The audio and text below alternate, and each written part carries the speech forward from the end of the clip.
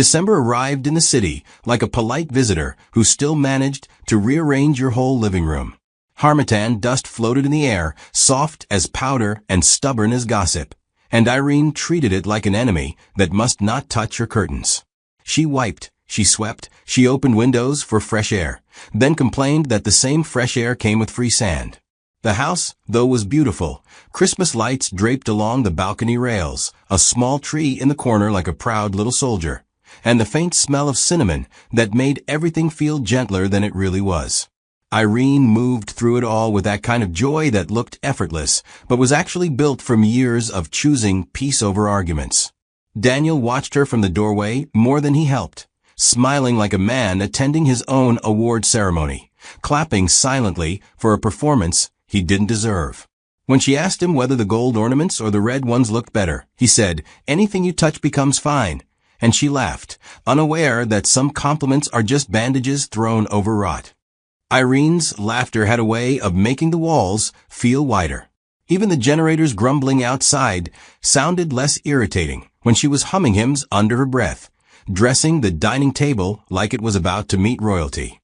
She made lists, groceries, gifts, guests, and pinned them to the fridge with a magnet shaped like a smiling pineapple.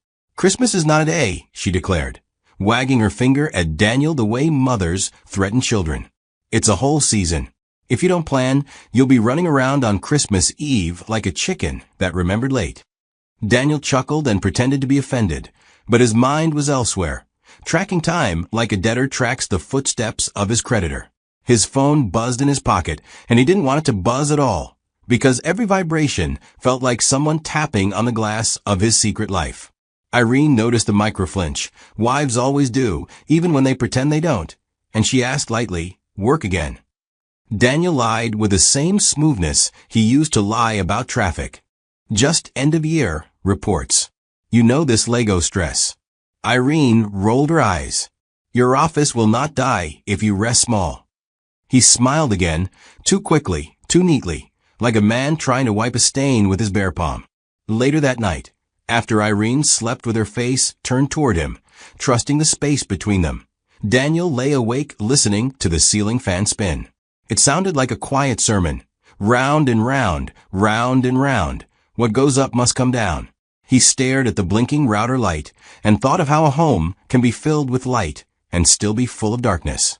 His chest tightened with a fear he refused to name, the kind that doesn't shout. It just sits in the throat and makes swallowing difficult. He remembered promises he had made outside this house. Careless promises spoken in cheap laughter and late-night convenience. He remembered a voice that used to sound soft but now sounded sharp. Somewhere in his pocket, his phone buzzed again, and he didn't check it, because sometimes you already know the message before you read it. He turned slightly toward Irene, looked at her sleeping face, and for a moment he wanted to confess. Then he remembered the cost of truth and decided, like many cowards before him, that silence was cheaper. He closed his eyes and tried to sleep, but sleep avoided him the way a truthful child avoids a lying adult. December didn't just bring harmattan. It brought tension that sat on Daniel's shoulders like an unpaid loan. The next morning he left the house earlier than usual, not because his office suddenly loved punctuality, but because home had started feeling like a courtroom where the judge was silent and the evidence was everywhere. The air outside was crisp and dry, the kind that makes your lips crack if you forget lip balm and makes your conscience crack if you forget honesty. Daniel drove past festive billboards, smiling families, bright lights, season of love, and each one felt like sarcasm. He parked near a small cafe where people came to drink tea and pretend life was simple, and he sat there with his phone face down as if the screen could accuse him. When it buzzed, his heart jumped the way a thief jumps at the sound of a gate. He stared at the caller name, Kemi, and delayed, picking like delay could undo time. The third ring felt like a final warning, so he answered with a voice that tried to sound normal and failed. "Hello," he said, and Kemi's response was a short laugh that carried no joy. "Don't hello me like we're old classmates. I'm tired, Daniel." Kemi did not start with tears. She started with truth. Her voice was tight, controlled, like someone holding a lid on a boiling pot. "I can't keep hiding," she said. "I want to move in with you." Daniel almost dropped the phone. "Move in where?" he whispered. scanning the cafe as if strangers could hear his shame through Bluetooth. Your house, Kemi replied, calm as somebody requesting water. Daniel's throat closed. Kemi, are you thinking? I'm married. My wife is there. People know her. That house is not a hotel you check into because you're tired. Kemi sighed, then spoke slowly, as though explaining basic arithmetic. And I'm pregnant. I'm not a visitor. I'm not a side note. My body is carrying something that will not disappear because you are scared. Daniel tried to sound reasonable. Cowards love sounding reasonable when they're cornered. He listed his excuses like a man reading out a shopping list. Neighbors, family, reputation, timing, Christmas, everything except the simple truth that he was afraid. Kemi's patience thinned. So your reputation is sacred, she said, but my life can be managed like an emergency you hide under the bed. Daniel's voice sharpened. Don't speak like that. Kemi laughed again, bitter. So now you want respect? Daniel, respect is what you give before you start collecting it. Daniel began bargaining, because bargaining is what people do when the truth is too expensive. Listen, he said, leaning forward in his seat as if closeness could calm the storm. I'll rent you a better place. I'll pay up front. I'll handle hospital bills. I'll buy everything you need. I'll take care of the baby, Kemi, everything. Kemi paused, then asked quietly, on what condition? Daniel swallowed, feeling the shame burn his throat. My wife must never find out. The silence on the line felt like a slap. Then Kemi said slowly, so you want to be a father in hiding. Daniel rushed to defend himself. It's not like that. This will destroy my marriage. Kemi replied, you already destroyed it. You're just trying to sweep the dust and put carpet. Daniel promised again, doctor visits, delivery costs, monthly support, throwing words like money at a problem he created with flesh and lies. Kemi finally said, fine. I'll stay where I am for now. But Daniel, don't delay me like you delay your conscience. Pregnancy doesn't wait for your convenience. Daniel exhaled like a man saved from drowning, not realizing the water was only moving to deeper ground. Daniel met Kemi 2 days later because she insisted phone talk is for people with clean hearts.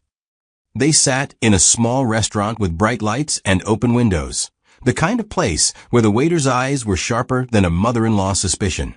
Kemi looked different from the woman Daniel first met in careless excitement.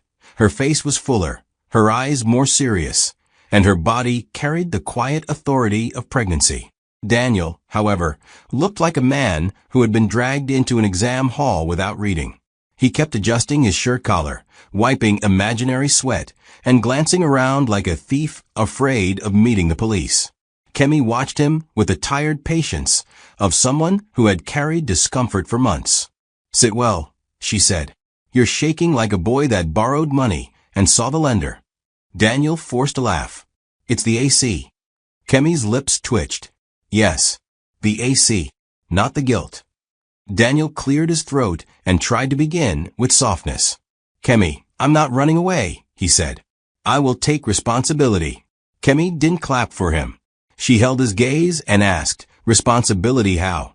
Daniel leaned forward and opened his mouth like a man presenting a proposal. I'll pay for everything antenatal, delivery, medications, feeding, baby things. I'll rent you a comfortable apartment. I'll make sure you're okay. Kemi nodded slowly. Good. Then why did you refuse when I said I want to move in with you? Daniel stiffened.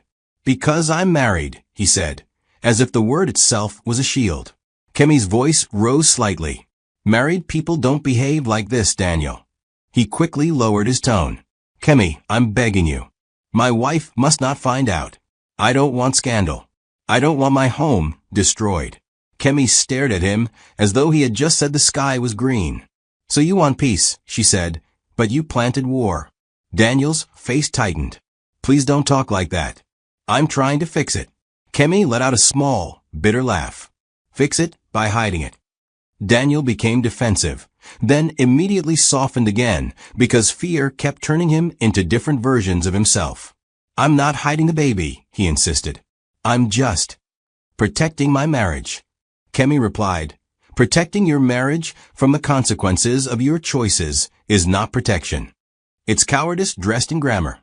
Daniel swallowed and said the line that would shape everything.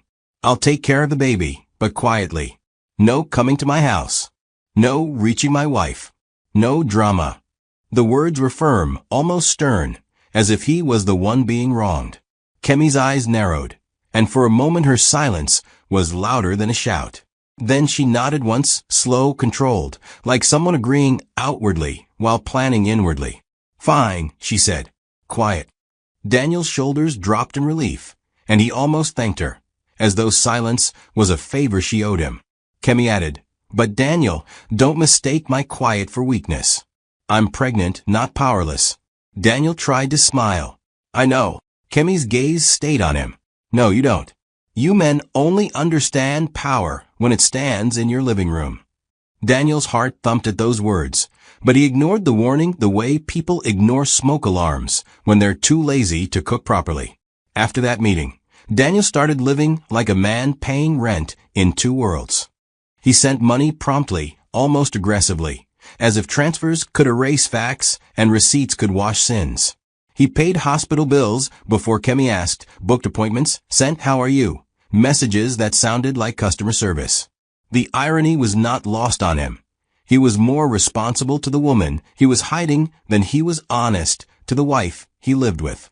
At home, Irene continued preparing for Christmas with the confidence of a woman whose life made sense. She argued with vendors, decorated the house, and kept talking about family gatherings as if they were guaranteed like sunrise.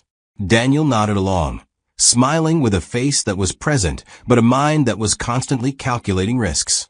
He became overly helpful in strange ways, washing dishes, offering to drive Irene places, suddenly acting like husband of the year. Irene teased him. Look at you. December spirit has entered you.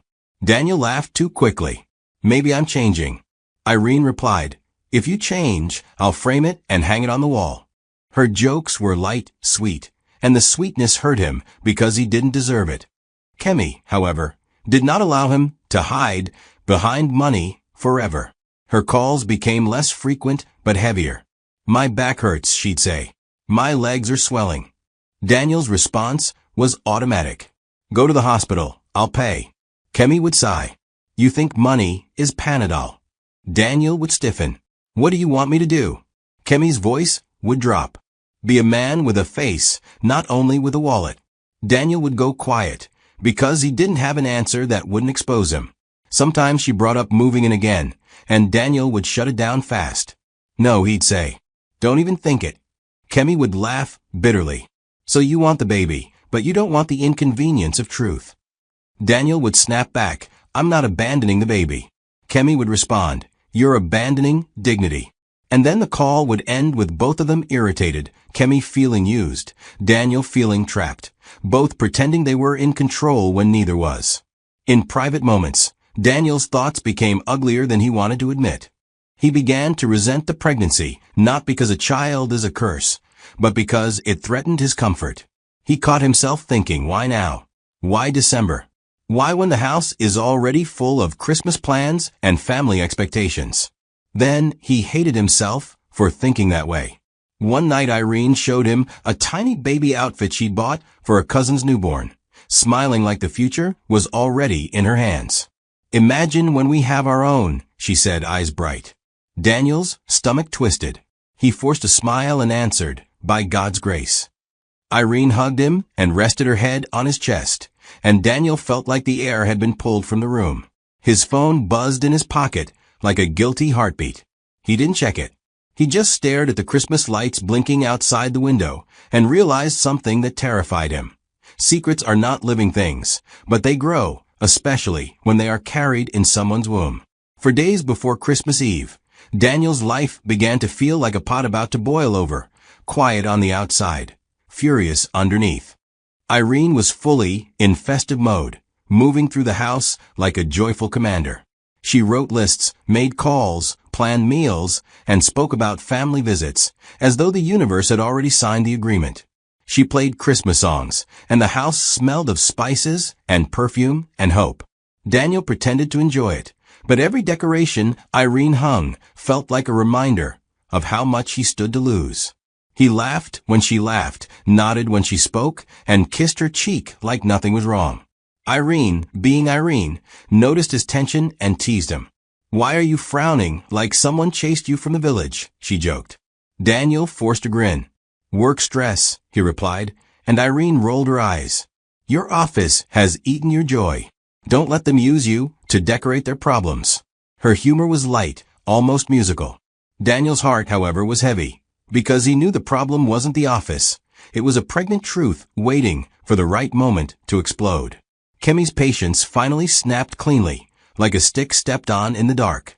She called Daniel repeatedly, and when he answered, her voice was sharp. "Where is the apartment you promised?" Daniel sighed, rubbing his forehead. "I'm working on it." Kemi laughed without humor. "Working on it or hiding from it?" Daniel's temper flared. "Kemi, don't pressure me." Kemi's tone rose. "Pressure you?" "Daniel, I'm the one carrying pressure. You think your fear is heavy? Carry pregnancy and carry silence together and see." Daniel tried to calm her. "Please, don't shout." Kemi replied, "You're always afraid of shouting because shouting attracts attention. That's your real problem." Daniel swallowed and said, "I told you I'll take responsibility. I'm paying everything." Kemi fired back. "Responsibility is not only money. Responsibility is presence. Responsibility is truth."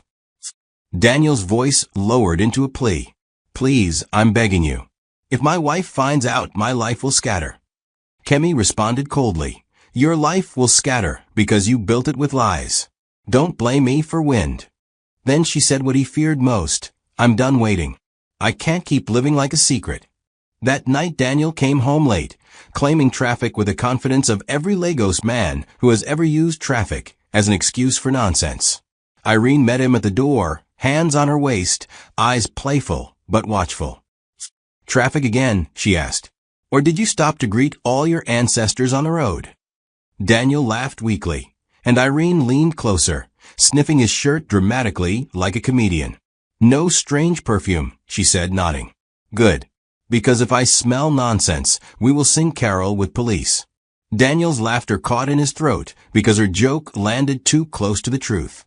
Irene kissed his cheek and walked away humming, trusting, gentle. Daniel climbed the stairs with legs that felt heavier than his body.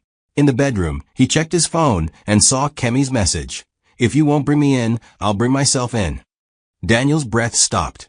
He typed quickly, "Don't you dare. Please. I'm begging you." Kemi replied, "You begged me to be quiet." "I did.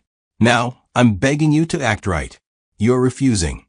Daniel dropped the phone on the bed and stared at the ceiling, hearing Irene's soft humming downstairs. The house was decorated for Christmas, but Daniel could already feel the coming storm walking closer, slow, steady, and unforgiving. Kemi woke up that morning with a strange calm that frightened even her. It was the kind of calm that comes when someone stops hoping and starts deciding.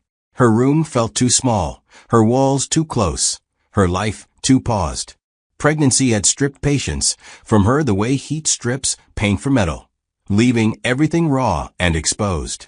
She sat on the edge of the bed, one hand on her belly, the other scrolling through old messages from Daniel, promises layered on promises, all neatly worded and neatly delayed.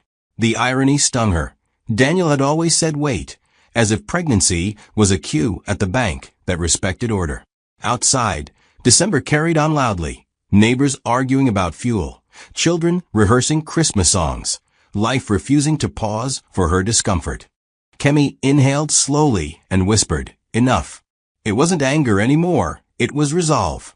She was done negotiating space in a life she helped complicate. Daniel, meanwhile, spent the day avoiding himself. He attended meetings without hearing words, nodded at colleagues without understanding jokes, and checked his phone like it was a ticking device. Each minute without a message from Kemi brought relief, and each minute of relief brought guilt.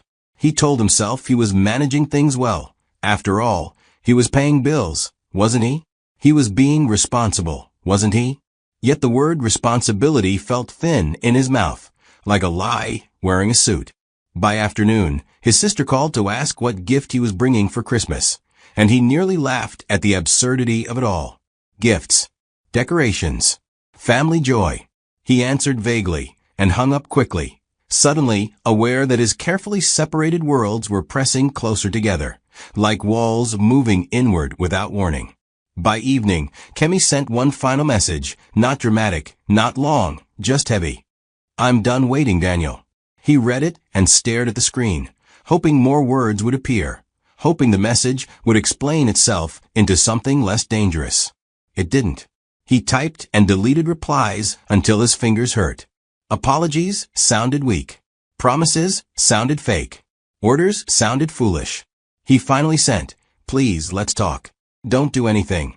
Kemi saw it and didn't reply. And for the first time, Daniel understood that silence can be louder than threats. It wasn't that Kemi wanted to shout anymore. It was that she had stopped asking for permission. Irene woke up energized, the way people do when they believe tomorrow is guaranteed. For days to Christmas Eve, and her mental calendar was full. She hummed while brushing her teeth, mentally calculating how many bags of rice were too much, and how many were safe just in case people come with people. She believed in abundance, especially during Christmas, and she believed her home should never look like it was afraid of guests. Daniel watched her from the doorway, struck by how effortlessly she belonged in the life he was slowly destroying. When she turned and smiled at him, toothpaste foam at the corner of her mouth, he smiled back automatically, like muscle memory. "Why are you staring?" she asked. "I'm just admiring my wife," he replied. And for a moment the words were true and painful at the same time. Throughout the day, Irene moved with purpose, calling vendors, rearranging furniture, scolding Daniel playfully for not helping enough. "If I faint for stress, don't worry," she joked. "Just sprinkle water and continue decorating." Daniel laughed, but his laughter came with a tightness that didn't leave. Every mention of Christmas Eve felt like a countdown, every plan like a deadline he couldn't meet. He wanted to confess, but confession felt like jumping into fire. He wanted to run, but running would expose him. He was stuck between truth and cowardice was winning by a narrow margin. When Irene asked him if something was bothering him, he shook his head too quickly. "Just tired," he said. Irene nodded, kissed his cheek, and said, "Rest small.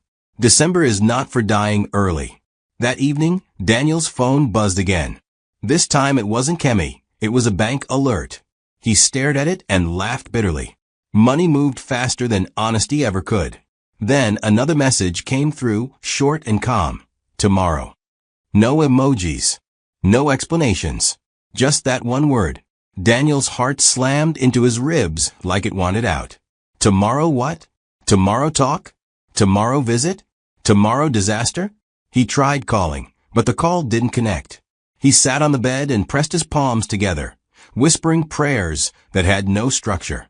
Downstairs, Irene was wrapping gifts, humming softly. Upstairs, Daniel realized something terrifying. When someone says tomorrow without explanation, it usually means they've already made a decision, and you are no longer part of it. Kemi packed slowly, deliberately, like someone performing a ritual. She didn't rush, because rushing belonged to people who were still unsure. Each item she folded into the suitcase carried a memory. Nights Daniel promised change. Mornings he left quietly. Afternoons she sat alone with nausea and anger keeping her company. She chose clothes that fit her changing body, flat shoes that respected her swollen feet, and documents she suddenly realized were important. She paused when she reached for makeup, laughed quietly, and put it back. This was not a day for decoration. This was a day for truth. She placed her hand on her belly and spoke softly. "We're done hiding." The baby kicked lightly, and she took it as agreement. On the other side of the city, Daniel spent the morning restless. He couldn't concentrate at work, couldn't sit still, couldn't escape the feeling that something irreversible was approaching. He called Kemi again and again, but the calls went unanswered. His imagination filled the silence with worst-case scenarios, public scenes, screaming matches. His wife finding out in the most humiliating way possible. He rehearsed lies in his head, then discarded them, because none of them felt strong enough to hold reality back. He considered leaving the city for a few days, but that felt like surrender. He considered confessing to Irene, but that felt like suicide. So he did nothing, which was his specialty. And like all people who do nothing in moments that demand action, he was shocked when events moved without him.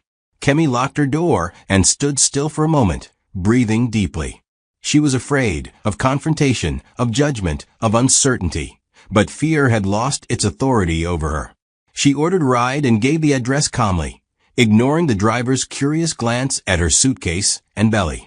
As the car moved, the city passed by like an indifferent witness. Christmas decorations glowed, people laughed, vendors shouted. Life didn't pause for secrets. Kemi leaned back, closed her eyes, and prepared herself, not for a fight, but for visibility. Whatever happened next, she would no longer be invisible.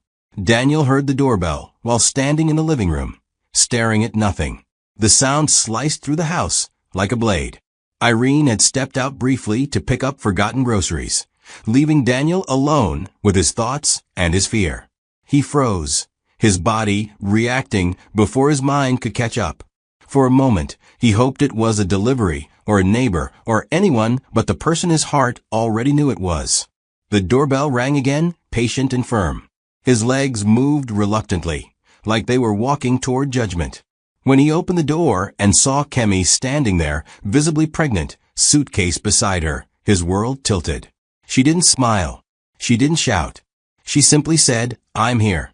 Daniel's voice failed him. His mouth opened, but no sound came out, like a man underwater trying to scream. Kemi stepped inside without waiting for permission, her movement slow but certain. She placed the suitcase by the wall and looked around the living room, taking in the decorations, the photos, the carefully built life she had only heard about. "So this is it," she said quietly. "This is where you disappear to." Daniel snapped out of his shock long enough to whisper, "You can't be here. Please. Irene will be back any minute." Kemi turned to him, eyes steady. "I know." His panic rose. He begged in hushed tones, promising money, promising apartments, promising anything his mouth could form. Kemi shook her head. "You promised many things, Daniel. You kept delaying. I'm done waiting." She sat down on the couch, placed her hand on her belly, and exhaled slowly, like someone who had finally arrived home after a long journey. Daniel paced like a trapped animal, checking the door, checking his phone, checking time. Every second felt like borrowed air. "Please," he whispered again, desperation stripping him of dignity. "Just leave for now." Kemi looked up at him calmly. "No," she said. "If your wife is going to know, she will know from seeing me standing, not from you lying again." Daniel felt the walls closing in. Outside, he heard the familiar sound of Irene's car pulling into the compound, and in that moment, he understood something too late. You can delay truth, but you cannot cancel it. Irene walked into the house with grocery bags swinging lightly in her hands, still mentally complaining about the price of tomatoes. She stepped inside, kicked the door shut with her foot, and called out, "Daniel, I forgot the seasoning cube you like." Her voice trailed off when she saw the stranger sitting in her living room. For a split second, her brain refused to process the image properly. A woman, pregnant, calm, sitting on her couch. Irene stood still, bag slipping slightly from her hands, shock freezing her where she stood. The room felt suddenly smaller, quieter, heavier. "Good afternoon," Kemi said politely, her voice steady. Irene didn't answer immediately. Her eyes went first to the belly, then to Daniel, who looked like a man caught stealing his own life. "What is this?" Irene finally asked, her voice barely above a whisper. Daniel opened his mouth, closed it, then tried again. "Irene, I can explain." Kemi spoke before he could gather lies. "I'm pregnant," she said gently. The word landed like a blow Irene hadn't braced for. Pregnancy. The room spun slightly. Irene gripped the back of a chair to steady herself, her heart pounding so loudly she was sure everyone could hear it. Her mind raced through questions. Who is she? Why is she here? Why now? But her body reacted before her thoughts could catch up. Tears filled her eyes, not dramatic, not loud, just heavy, wounded tears. She looked at Daniel, searching his face for denial, for correction, for anything that would undo what she was seeing. He said nothing. Silence stretched, thick and suffocating. Irene inhaled shakily and did something no one expected, including herself. She wiped her tears slowly, straightened her shoulders, and said, "Sit." Daniel looked at her in disbelief. Kemi blinked, surprised. Irene's voice trembled, but it held. "You're pregnant," she repeated, as if saying it aloud would help her accept it. She swallowed hard. "You can't be standing." Daniel felt his knees weaken. He expected screaming. He expected insults. He expected chaos. What he got instead was compassion wrapped in heartbreak, and it terrified him more than anger ever could. Irene did not sit immediately after telling Kemi to sit. Instead, she stood there for a moment longer, as though her body needed permission to continue functioning. The grocery bags lay forgotten on the floor, tomatoes slowly rolling away like witnesses trying to escape the scene. Her eyes moved again, from Kemi's face to her belly, then to Daniel, who still stood like a man frozen between confession and cowardice. Irene's chest rose and fell unevenly, the kind of breathing that comes when shock has not yet decided whether it will become anger or grief. The house felt unnaturally quiet, as if even the walls were holding their breath. When Irene finally sat, it wasn't gracefully, it was carefully, deliberately, like someone sitting beside a wound to study it before touching. "What is your name?" she asked Kemi, her voice shaking but firm enough to demand an answer. "Kemi," she replied softly. Irene nodded slowly, absorbing the name like a weight added to her chest. Daniel tried to speak again, panic crawling up his spine. "Irene, please." She raised a hand without looking at him. "Not now," she said quietly, and the authority in her tone stunned him. Kemi watched Irene closely, expecting rage, insults, perhaps even eviction. Instead, Irene surprised everyone by asking, "How far along are you?" Kemi hesitated, then answered, 6 months. The words landed heavily. 6 months meant time. 6 months meant secrets that lived, grew, and breathed. Irene closed her eyes briefly, as if calculating how many lies could fit inside that period. When she opened them, tears spilled freely, but she didn't wipe them away immediately. "You've been carrying this alone," she said, not accusing, just stating fact. Daniel felt shame burn through him like acid. This was not how he imagined exposure. He expected shouting, not empathy. Irene finally wiped her tears and looked at Daniel directly. Her voice broke. "You let me plan Christmas," she said. "You let me decorate this house. You let me talk about family while you were hiding a whole human being." Daniel opened his mouth to defend himself, but the words dissolved before they reached his tongue. Irene turned back to Kemi. "You can stay," she said suddenly. The sentence hit the room like thunder. Daniel's knees nearly gave out. Kemi stared, stunned. "I don't understand," Kemi said honestly. Irene replied, "I don't either. But you're pregnant. I won't throw you into the street." Her kindness was not loud. It was painful, trembling, and deeply human. And for Daniel, it was worse than any slap. Daniel did not sleep that night. He sat on the edge of the bed long after Irene lay down, staring at the wall like it might offer escape routes. The house felt unfamiliar now, as though it belonged to two women who shared an unspoken bond he was no longer part of. Every sound, Kemi shifting in the guest room, Irene turning in her sleep, felt amplified, accusatory. He replayed the evening repeatedly, each time hoping for a different outcome. He had expected anger and chaos, something he could react to, maybe even manipulate. What he got instead was Irene's wounded compassion, and it crushed him. Kindness, when undeserved, can feel like punishment. He realized with growing horror that he was no longer the central figure in the situation. He was the problem everyone else was now navigating around. The next morning, Daniel avoided eye contact like it was contagious. Irene moved through the kitchen quietly, making tea without humming, her silence heavier than words. Kemi stayed mostly in the guest room, emerging only briefly, clearly unsure of her place in a house filled with restrained grief. Daniel tried to speak to Irene twice and failed both times. Once he cleared his throat and said her name. She responded with a calm later that made his stomach drop. Later felt like Judgment Day postponed. He suddenly found faults in the house. The air felt tight, the rooms too close, the walls too honest. He told himself he needed space, that he needed time to think, but the truth was simpler and uglier. He could not sit inside the consequences of his actions. By evening, Daniel had packed a small bag. Not enough for a move, just enough for escape. When Irene noticed, she didn't stop him. She didn't ask questions. She simply watched him zip the bag with eyes that looked older than yesterday. "I need time," Daniel said weakly. Irene nodded slowly. "You've had time," she replied. "You just didn't use it well." Her voice was calm, but the disappointment in it cut deep. Daniel stood there, waiting for permission he did not deserve, then turned and walked out of his own house, leaving behind two women connected by his betrayal. Daniel told himself the separation would be temporary, just enough to clear his head.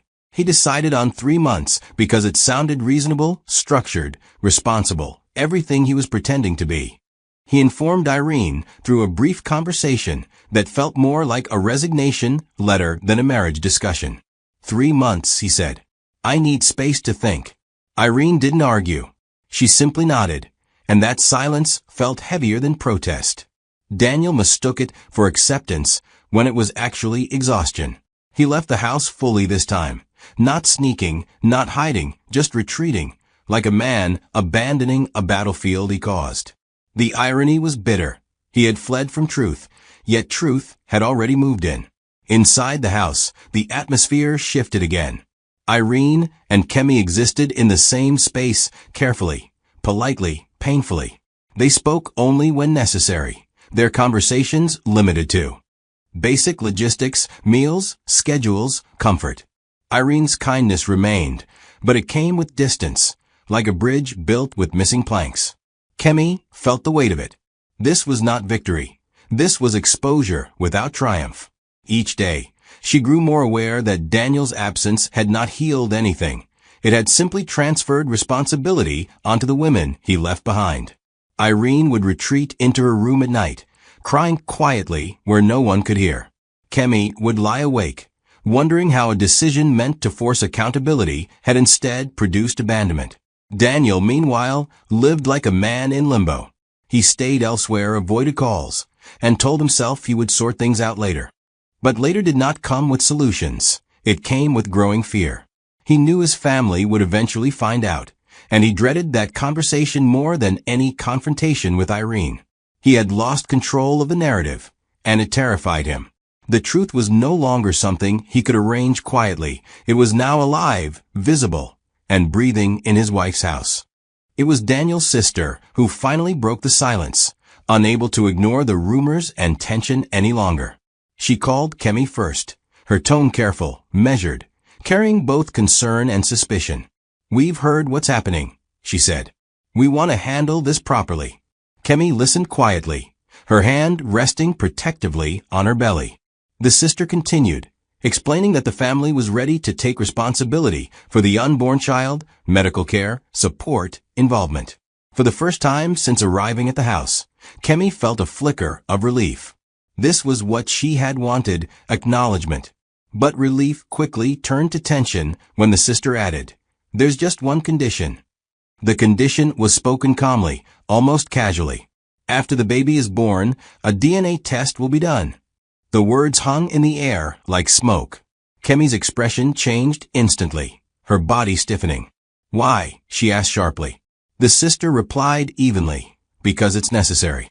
This situation is already complicated. We need clarity." Kemi's heart began to race, not with guilt, but with offense. "You're calling me a liar?" she snapped. The sister sighed. "No. We're protecting everyone involved." Kemi's voice rose. "So you want to humiliate me after everything?" The sister tried to reason, but Kemi's emotions had already spilled over. Trust, already fragile, shattered completely. By the time the call ended, Kemi was furious. She stormed into the living room, where Irene sat quietly, reading without actually reading. "They want a DNA test," Kemi said abruptly. Irene looked up slowly. "And?" she asked. Kemi folded her arms defensively. "I refused." Irene studied her carefully, something unreadable in her eyes. The refusal introduced a new kind of tension into the house, not explosive, but unsettling. Questions began forming silently, hanging in the air like unspoken accusations. Daniel remained absent while doubts quietly took root.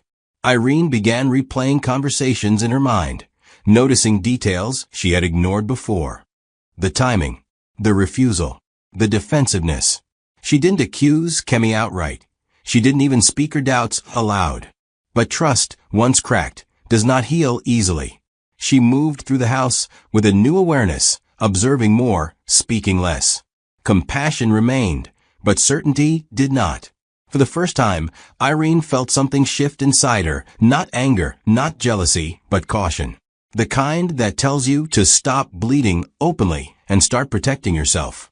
Kemi, on the other hand, grew more guarded. She felt judged, cornered, misunderstood. In her mind, the DNA request was not about truth, it was about control.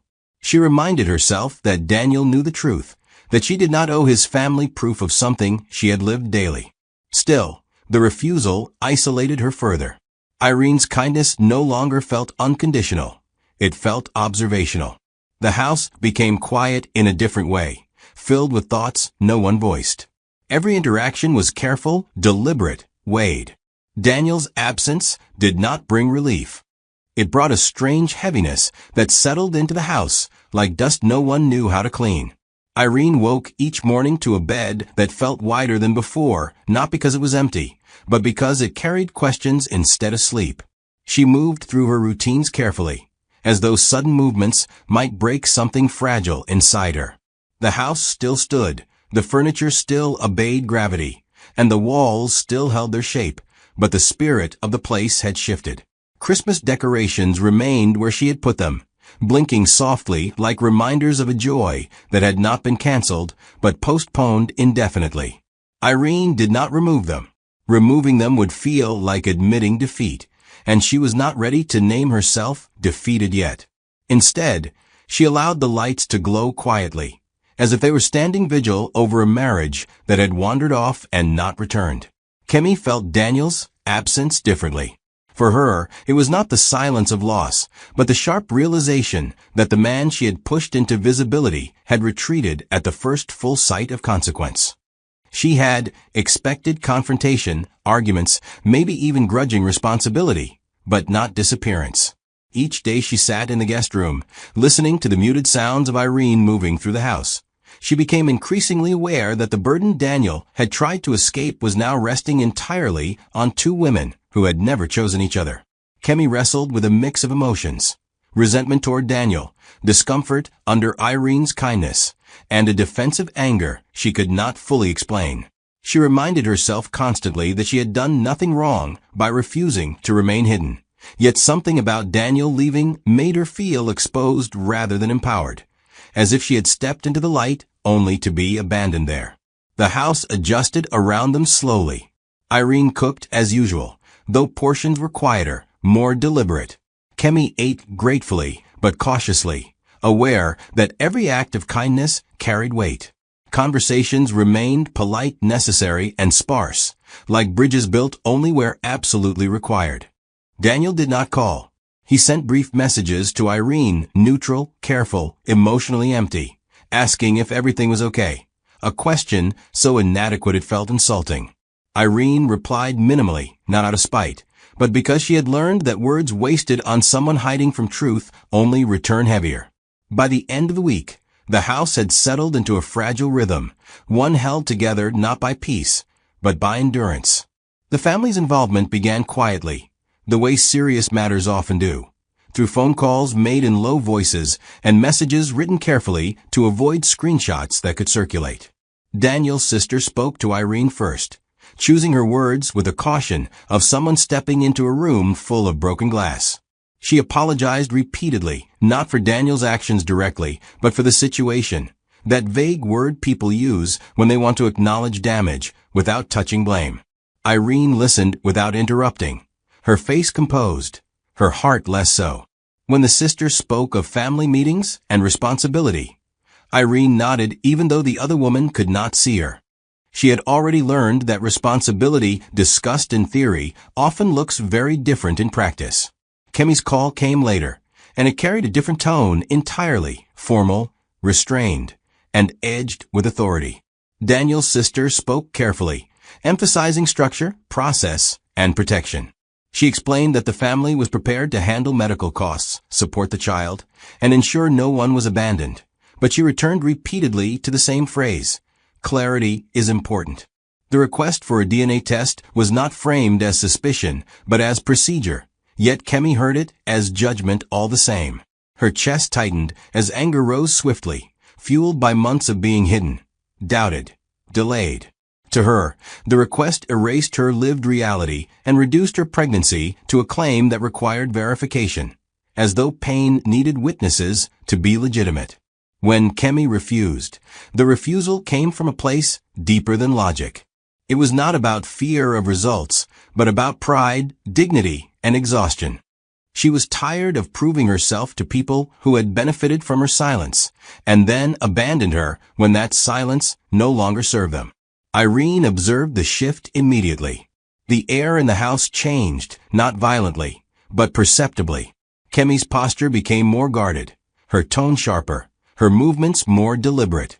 Irene did not comment directly, but the seed of doubt planted by the refusal began to grow quietly in her mind, watered by Daniel's absence and nourished by unanswered questions. For the first time since accepting Kemi into her home, Irene began to wonder whether compassion alone was enough to carry her through what lay ahead. Kemi's refusal became the unspoken center of every thought in the house. No one argued about it openly, yet it hovered between conversations like a presence with its own gravity. Irene noticed herself becoming more observant, not suspicious in the loud sense, but attentive in the way people become when they realize the ground beneath them may not be as solid as they believed. She paid closer attention to details she had previously ignored. The way Kemi avoided certain questions, the way she spoke defensively even when no accusation had been made, the way silence followed any mention of Daniel's family. None of these things proved anything, yet together they created a pattern Irene could not dismiss. For Kemi, the refusal felt like the last line she could draw around her dignity. Agreeing to a DNA test, in her mind, meant surrendering her narrative to people who had never protected her. She told herself repeatedly that Daniel knew the truth, that his cowardice did not change biology, that no document could validate what her body had endured. Yet late at night, when the house was quiet and the baby's movements reminded her of reality, doubt crept in, not about the child's father, but about the path she had chosen. Exposure had brought recognition, yes, but it had also stripped her of allies. Daniel was gone. His family was cautious. Irene was kind, but increasingly distant. The truth she had forced into the open now stood alone with her. Irene said nothing directly, but something inside her shifted permanently.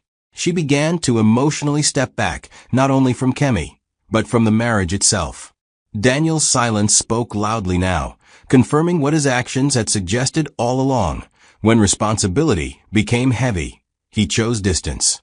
Irene realized with a quiet clarity that even if every doubt vanished tomorrow, something essential had already broken. Trust, once fractured this deeply, does not return to its original shape. It becomes something else, if it survives at all. Christmas passed quietly, stripped of celebration, but not of meaning. Irene did not host anyone. She did not explain why. She allowed the day to move through the house gently, without pretending joy that did not exist. She cooked modestly, ate slowly, and spent time alone, reflecting not on Daniel's betrayal alone, but on her own strength in surviving it without losing herself. She realized she had crossed an invisible line, one where she was no longer reacting to events, but observing them from a place of internal distance. This awareness brought sadness, but also an unexpected calm. Kemi spent the day restless, unsettled by the stillness. She had expected confrontation, noise, drama, something that would justify the upheaval she had caused. Instead, she found herself in a house governed by quiet resilience. Irene's lack of hostility unsettled her more than anger would have. It forced her to sit with her own choices without distraction. She thought about the future constantly now, not in terms of winning or losing, but survival. The refusal of the DNA test echoed in her mind, no longer as defiance, but as a decision whose consequences she would eventually have to face. Daniel remained absent, sending a brief message that day wishing Irene peace. She did not reply. The house held its breath, not waiting for him, but waiting for clarity. Each woman understood that whatever came next would not be resolved quickly or cleanly. This was not a story rushing toward justice or redemption. It was a story pausing at uncertainty, where every character stood exposed in different ways, carrying truths they were not yet ready to confront fully. The house did not announce that the story had reached a pause. It simply continued breathing, slow and heavy, like someone who had cried for too long and was now too tired to sob again. Morning came and went without ceremony. Irene woke, prayed quietly, and stared at the ceiling longer than usual, as if answers might be written there if she waited long enough. She had reached a point where shock had burned itself out, leaving behind something quieter and sharper, awareness. Not hope, not forgiveness, not even anger. Just awareness. She understood now that compassion, while noble, did not erase consequences, and kindness could not repair what secrecy had shattered. The marriage she once believed in with her whole chest now felt like a story she used to tell herself faithfully, only to discover that one chapter had been written by someone else entirely. She did not hate Daniel. Hate required energy she no longer wished to spend. What remained instead was a calm, aching clarity that some things, once broken this way, never returned to their original shape. Kemi, in the guest room that no longer felt temporary, sat with her hands resting on her belly, listening to the sounds of a house that tolerated her, but did not embrace her. She replayed everything in her mind, the waiting, the promises, the courage it took to walk through that door, and the unexpected aftermath. Exposure had not delivered triumph. It had delivered isolation. Daniel was gone. His family was cautious. Irene was kind but distant in a way that could not be bridged with gratitude alone. The refusal of the DNA test remained her final line of defense, not because she feared the truth, but because she feared surrendering the last piece of control she had left. Yet even that certainty wavered in the quiet hours, when doubt crept in not about biology, but about choices. She had forced the truth into the open, yes, but she had also stepped into a loneliness she had not fully prepared for. And now, there was no applause, no victory speech, only the slow reality of carrying a child into a world already complicated by silence. Somewhere else, Daniel existed in avoidance, telling himself time would soften everything, as if distance were a solution and not an admission of cowardice. He did not know that his absence had already done its work, that Irene was no longer waiting, that Kemi was no longer pleading, and that the truth no longer needed his participation to breathe. The story did not end with justice or confrontation or forgiveness. It ended with unanswered questions suspended in the air, with lives rearranged but not resolved, and with a future standing just out of reach, demanding decisions no one was yet ready to make. For now, everything remained unfinished, like a door left slightly open, letting in just enough light to show that what comes next will not be gentle. Please like and subscribe. Your support means the world to us. Thank you for watching to the end. Don't forget to come back for the next amazing tale yet.